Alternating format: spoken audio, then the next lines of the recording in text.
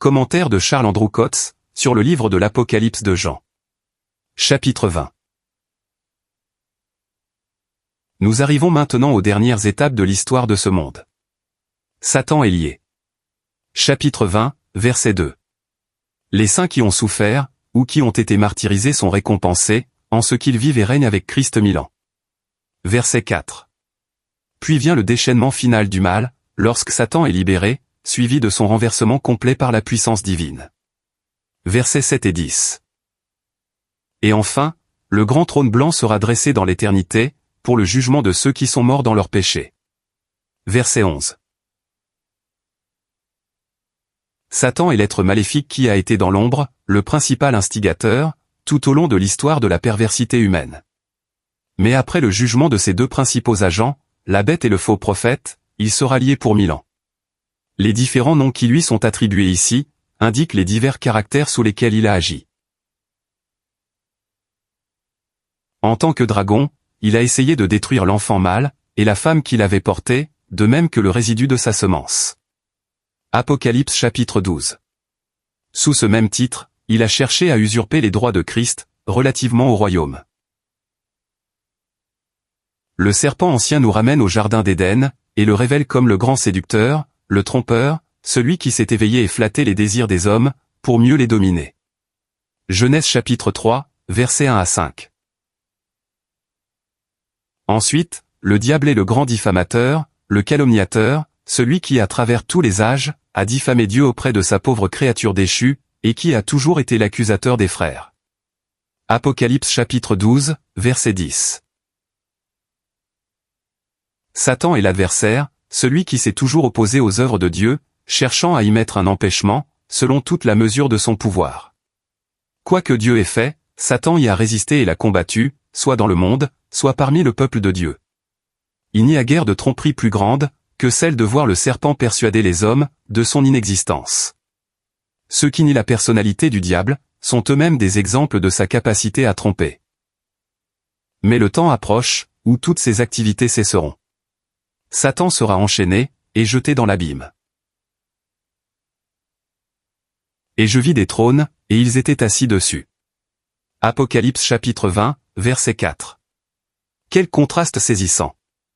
Satan enchaîné, et les saints intronisés. Cela fait penser au passage de Romains chapitre 16, verset 20. Or le Dieu de paix, brisera bientôt Satan sous vos pieds. En Apocalypse chapitre 5, verset 10, le règne de ses saints est le fruit de la rédemption par le sang. C'est grâce à l'agneau qu'il en est ainsi, et il est seul digne. Mais en Apocalypse chapitre 20, ils sont assis sur des trônes, comme juste récompense de la part de Dieu pour leur souffrance.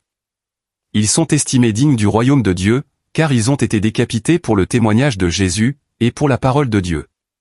Ils n'avaient pas rendu hommage à la bête, ni à son image, et n'avaient pas reçu la marque, sur leur front et sur leurs mains.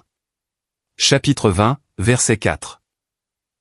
Ils auront persévéré dans le témoignage rendu à l'homme agréé de Dieu, pendant le temps où l'homme rejeté de Dieu régnait, et pour cela, ils auront souffert jusqu'à la mort. Les hommes rejetteront complètement cette sorte d'esprit, et les décapiteront. Mais ils s'assiéront sur des trônes, et nul ne pourra contester leur droit d'y régner. Car ils auront souffert jusqu'à la mort, pour maintenir la fidélité aux principes qui seront suprêmes, lorsqu'ils régneront. Les saints de l'Assemblée ne sont pas mentionnés dans ce chapitre. Ce sont les saints martyrisés pendant la période de la tribulation que nous y voyons. Évidemment, les saints qui composent l'Assemblée régneront aussi, et nous avons à garder dans le temps actuel, le témoignage de Jésus, et de la parole de Dieu. Paul dit au verset 10 du chapitre 4, de la seconde épître aux Corinthiens, portant toujours partout dans le corps, la mort de Jésus, afin que la vie aussi de Jésus soit manifestée dans notre corps. Si nous devons régner, il s'agit de savoir si nous sommes aptes à le faire. Combien de villes pourriez-vous administrer pour Christ? Qu'avez-vous appris à l'école de Dieu, que vous pourriez mettre au service des autres, comme une influence divine? C'est ce petit sacrifice, qui vous a été véritablement efficace. Vous pouvez administrer, ce pourquoi vous avez souffert. L'administration du monde à venir sera parfaite. Personne n'y participera sans être qualifié pour cela. En principe, il en est ainsi aujourd'hui. Le Seigneur n'envoie pas de serviteurs incompétents. Il leur donne la compétence spirituelle nécessaire, au service qu'il attend d'eux, une compétence qui ne vient pas d'eux-mêmes, mais de Dieu. Les 3 années que Paul a passées en Arabie, et l'extase de Pierre sur le toit, illustrent la préparation des serviteurs à leur mission. Les événements relatés dans Luc chapitre 8 ont merveilleusement préparé l'envoi des 12 apôtres au chapitre 9. Ce fut un enseignement précieux, visant à montrer aux disciples la capacité du Christ à gérer les situations les plus difficiles et les plus désespérées, afin qu'ils puissent partir en toute confiance. Ils furent qualifiés par ce qu'ils avaient appris de lui. Il est important de remarquer sous ce rapport que les saints en Apocalypse chapitre 20 vécurent et régnèrent avec le Christ 1000 ans. Ils seront unis au Christ durant leur vie, et ceux qui vivent avec lui sont aptes à exercer une influence semblable à la sienne. Ils peuvent régner avec lui. L'expression sacrificateur de Dieu et du Christ, au verset 6 du chapitre 20, n'est pas la même chose que sacrificateur pour son Dieu et Père, d'Apocalypse chapitre 1er, verset 6, et sacrificateur pour notre Dieu, en Apocalypse chapitre 5, verset 10. Sacrificateur pour Dieu suggère un service sacerdotal dirigé envers Dieu. Mais sacrificateur de Dieu désigne plutôt leur activité sacerdotale envers les hommes. Le secours et le soutien sacerdotal seront un objet de l'administration, de sorte que le royaume ne sera pas caractérisé par l'exigence, mais par la fourniture de tout ce dont l'homme a besoin, pour le soutenir dans ses relations avec Dieu, et avec son prochain. Ce que Dieu est, et ce que Christ est, sera mis au service des hommes. Le Seigneur lui-même sera sacrificateur sur son trône. Zacharie chapitre 6, verset 13. Actuellement, nous sommes soutenus dans une scène où tout nous est contraire. Par contre, eux seront soutenus dans une scène de bénédiction. Même alors, ils ne dépendront pas d'eux-mêmes quant à leur propre soutien. Si nous apprenons à administrer comme roi, en acquérant la capacité de distinguer entre le bien et le mal, et en souffrant pour la justice, nous apprenons aussi, en faisant l'expérience de notre propre faiblesse et du secours de la grâce de Christ, combien est nécessaire le soutien sacerdotal. Je crois que Dieu nous enseigne, au contact de nos frères et sœurs en Christ, à exercer un service sacerdotal envers eux, un ministère de réconfort et de soutien. Melchizedek est le grand type de Christ, comme sacrificateur royal. Et il apporta le pain et le vin. Il procura soutien et joie à ceux qui avaient traversé victorieusement le conflit. Le Christ fera de même, dans les jours à venir, pour les saints sur terre qui auront triomphé du terrible combat des derniers jours. Les saints qui sont assis sur des trônes, et qui règnent avec lui, auront aussi part au service sacerdotal envers les hommes, comme sacrificateurs de Dieu et du Christ. Chapitre 20, verset 6. Christ exercera son pouvoir royal en grâce sacerdotale, et ses saints tireront leur caractère de lui.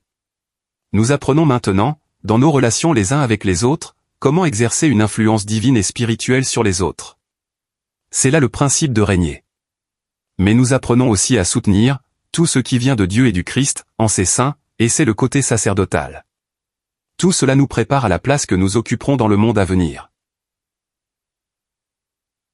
Quand les 1000 ans seront accomplis, une ultime et terrible preuve de la condition déchue de l'homme sera donnée. Chapitre 20, verset 7. Dans un sens, elle sera plus effroyable encore, de par son universalité et sa détermination, que tout ce qui s'est produit auparavant. Il y aura, non pas en un endroit limité, mais aux 4 coins de la terre, comme une explosion de rébellion contre l'autorité de Christ, et contre les saints. Dès que Satan sera libéré de sa prison, les hommes, de près et de loin, seront disposés à répondre à ses tromperies. Le réveil des convoitises sans frein des hommes, les mettra en opposition ouverte, au saint et juste gouvernement du royaume de Dieu. Certaines personnes pourraient peut-être demander, comment peuvent-ils se rebeller contre Christ, après avoir fait l'expérience de la félicité de son règne? Mais n'avons-nous pas eu, dans une sphère moins grande, des exemples aussi pénibles? N'avons-nous pas vu des enfants, protégés des tentations de ce monde, et de beaucoup des pièges de Satan, par des parents chrétiens, et qui semblaient heureux dans un environnement où l'influence du Christ était manifeste, et pourtant se jeter pleinement dans le monde, dès qu'ils en furent mis à l'épreuve par ses attractions? N'avons-nous pas vu des personnes, paraissant jouir des bénédictions de la grâce, et trouver leurs intérêts en Christ et dans les saints, et puis se libérer, au moins temporairement, de toute contrainte divine? De plus, n'avons-nous pas fait l'expérience de ce qu'est la chair en nous? Peut-être avons-nous pu réprimer ces tentatives de rébellion, par la miséricorde infinie, mais nous connaissons ces velléités intérieures. Malgré tout ce que nous avons goûté, de ce qui appartient à la maison de la foi, nous savons qu'en notre chair, il n'habite aucun bien. La pensée de la chair est inimitié contre Dieu, car elle ne se soumet pas à la loi de Dieu, car aussi, elle ne le peut pas. Romains chapitre 8, verset 7. Seule la miséricorde garde chacun de nous, et plus nous en sommes conscients, mieux nous serons gardés. Dieu lira Satan pour 1000 ans, et en l'absence de ses tromperies et de ses tentations, nombreux seront les hommes qui se soumettront au gouvernement de Christ, et qui en profiteront extérieurement, sans être nés de nouveau. Mais 1000 ans de félicité milléniale ne changeront pas la nature humaine. Dieu nous a permis de le voir clairement, afin que nous ne mettions pas notre confiance en la chair. Cela nous amène aussi à nous interroger sérieusement, à savoir si ce n'est qu'extérieurement que nous nous intéressons aux choses divines. Les privilèges extérieurs, c'est-à-dire une parenté chrétienne, le baptême, la fraction du pain, la compagnie des saints, un ministère abondant, ne sont pas une garantie de bénédiction. Il faut une œuvre réelle, dans le cœur et dans la conscience. Il faut avoir affaire personnellement avec Dieu. Le verset 9 du chapitre 20 laisse entendre que les saints seront réunis, même durant le millénium. L'expression « le camp des saints » le suggère. Je suppose que la cité bien-aimée désigne Jérusalem, la ville dont le nom sera Yahvé Shama, qui signifie « l'Éternel est là ». Ézéchiel chapitre 48, verset 35. Le centre d'attraction des saints sera le temple et la cité, tout comme le tabernacle était le centre divin dans le désert. On peut déduire de la parole prophétique que Dieu agira particulièrement à Jérusalem et en Israël, et que la foule des véritables convertis s'y trouvera. Ceux de ton peuple seront tous des justes, ils posséderont le pays pour toujours, rejetons que j'ai planté, l'œuvre de mes mains pour me glorifier. Ésaïe chapitre 60, verset 21. Tout Israël sera sauvé, selon qu'il est écrit, le libérateur viendra de Sion. Il détournera de Jacob l'impiété. Romains chapitre 11, verset 26. Israël, et en particulier Jérusalem, seront le centre divin d'administration sur la terre, ce qui explique cette attaque des nations rebelles. L'histoire de la terre actuelle se termine avec la destruction de ces nations, et le jugement final du diable qui est jeté dans l'étang de feu. Puis, en Apocalypse chapitre 20, verset 11, nous arrivons à la dernière scène solennelle, en rapport avec cette histoire. Le jugement des méchants, les morts. Ce jugement est hors du temps, et ses conséquences sont éternelles. Le ciel et la terre s'enfuient, de devant la face de celui qui est assis sur le grand trône blanc. L'ordre de choses tout entier, tel que nous le connaissons, aura disparu dans une destruction par le feu, ainsi que la seconde épître de Pierre chapitre 3, verset 10, nous le dit. Le monde matériel disparaîtra, mais ceux qui l'ont habité, demeureront pour être jugés selon leurs œuvres. Combien peu, les hommes reconnaissent leur responsabilité devant Dieu. Pourtant, ils la porteront avec eux pour l'éternité. Ils ne peuvent s'en défaire. Dieu merci, ils peuvent maintenant trouver grâce infinie, pour leur manquement à cette responsabilité, s'ils en prennent conscience. Leurs péchés peuvent être pardonnés, tout ce qui était contre eux peut être effacé, et l'esprit comme puissance, peut être donné, pour faire ce qui est juste aux yeux de Dieu. Mais si la grâce ne couvre pas la responsabilité de l'homme, il devra en rendre compte au jugement. Ceux qui se tiendront devant le grand trône blanc, sont ceux qui ne se sont pas soumis à la justice de Dieu, alors qu'elle était révélée en grâce. Ceux qui ne sont ni bénis, ni sauvés, en commençant depuis Caïn, grand et petit. Tous sont là, et ils sont jugés selon ce qui est écrit.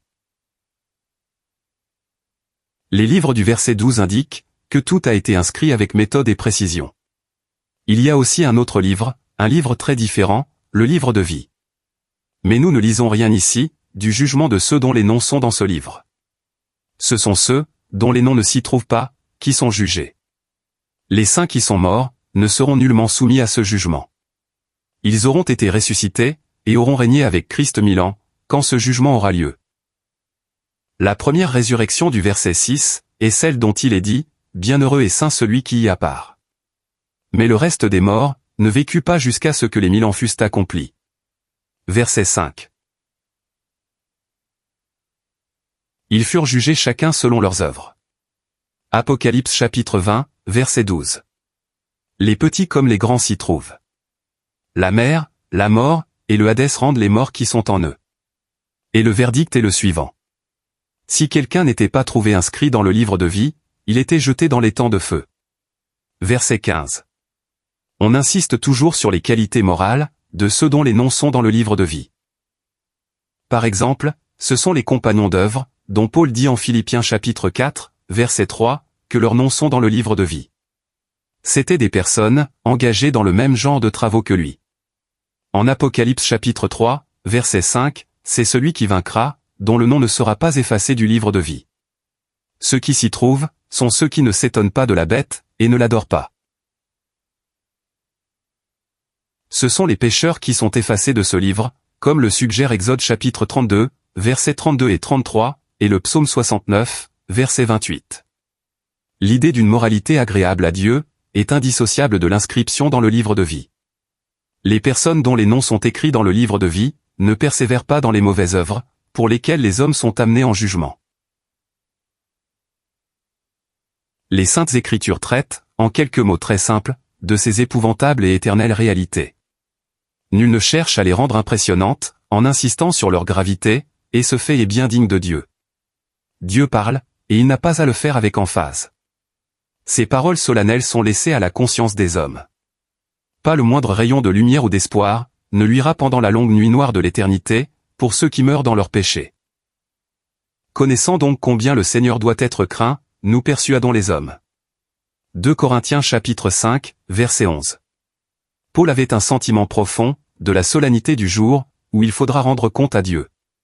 L'Évangile est une lumière merveilleuse pour les hommes en Christ, mais plus la lumière est vive, plus l'ombre qu'elle projette est profonde. Quelle sera la fin de ceux qui n'obéissent pas à l'Évangile de Dieu? 1 Pierre chapitre 4, verset 17.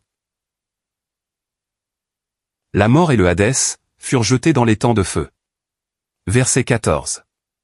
La mort est un ennemi qui doit être aboli et détruit. 1 Corinthiens chapitre 15, verset 26. C'est sa fin. Elle ne sera jamais plus active. La mort ne sera plus sur la nouvelle terre. Apocalypse chapitre 21, verset 4. Le terrible pouvoir, qui a envahi ce monde par le péché de l'homme, et qui est opposé à toutes les pensées de Dieu à l'égard de l'homme, est jeté dans les temps de feu. Ensuite, le séjour des morts y est également jeté. Verset 14. Il ne sera plus besoin de lieu, pour les esprits de ceux qui sont morts, car les méchants seront définitivement dans les temps de feu, et les saints seront avec Christ dans des corps glorifiés.